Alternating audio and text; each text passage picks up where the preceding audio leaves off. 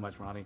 Just to give the audience a sense, if you look at the top 100 most populated city in China, okay, the smallest one has a population of 4.6 million people.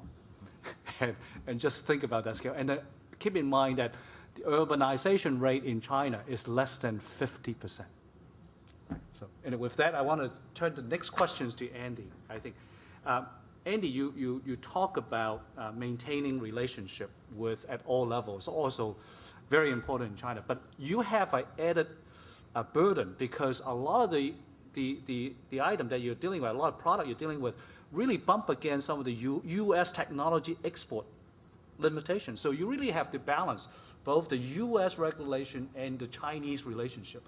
So can you share with us kind of your challenge in balancing those two areas? Well, I think it's really simple. We follow all the relevant regulations, but I want to say that I don't bump into those too much because a jet engine on a Boeing airplane is a commercial use item. All the gas turbine technology, we sell a turbine. So we really don't run into that too often.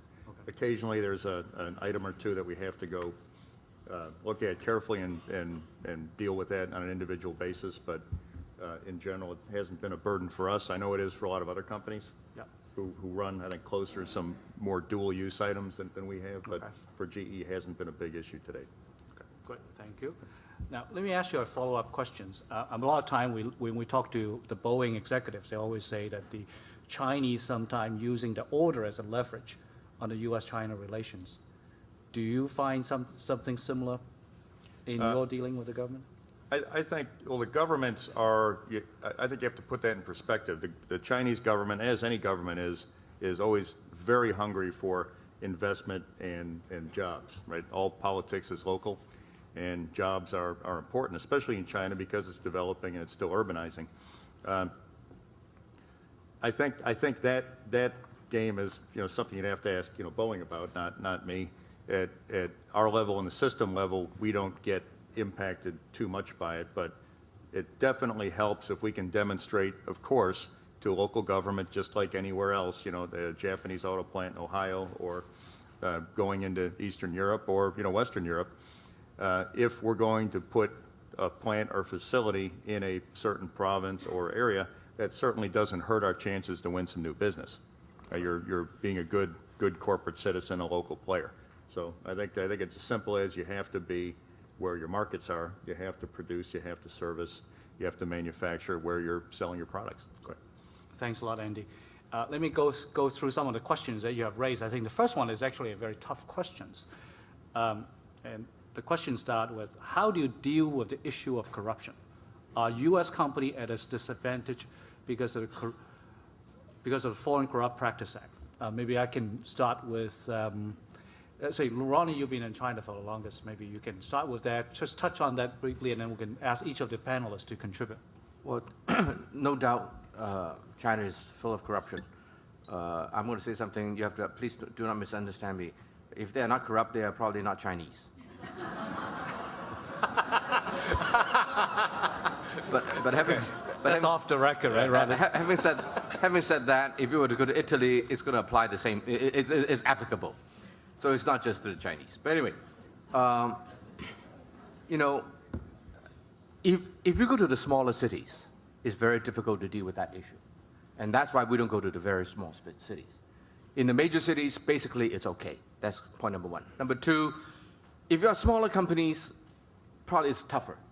But if you're a foreign company, if you're a bigger company, including mine, then really there's no problem. That's point number two. Point number three, if you are corrupt, they'll be very corrupt.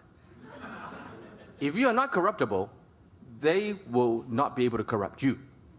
I always tell the story that when I go into a city, what I do is I tell my counterparty, which is usually the government, and I say, hey, this is the way I do things. Everything is above board. Everything is above the table.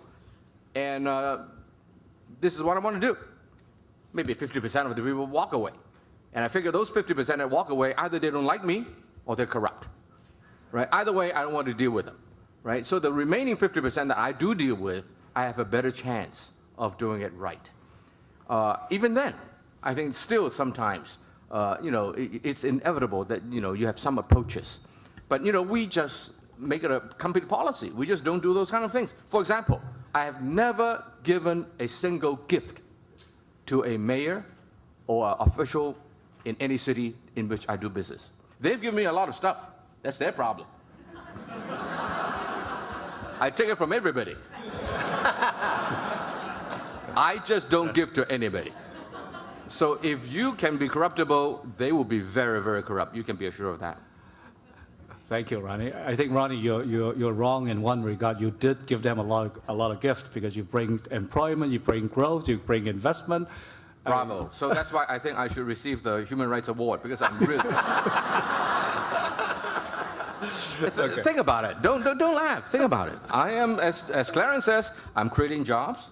I'm creating a middle class. Yeah. Right. I'm causing people to own properties, and when they own properties, then they have the need of the rights to protect their properties, and that's how the rule of law comes in. Right. So I really think that I deserve the Human Rights Award.